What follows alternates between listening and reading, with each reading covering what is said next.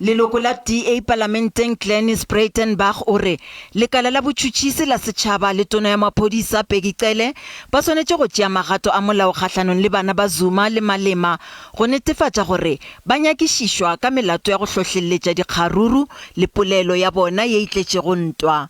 Se latela melaetša e phatlaladitšwego ke Tutuzile Zuma Sambundla go marangrang a dikgokaganyo a tumiša tiragalo ya dilori tše di beng di tuka le go thiba ditsela, a šomiša leswao le le reng "We see you, Amandla".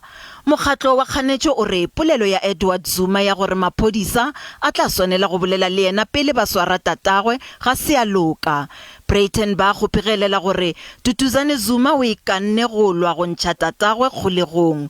O re Malema yena o tshepišitše go kgatha tema le baipelaetše mebileng ge sešole sa Afrika Borwa se ka romelwa setšhabeng.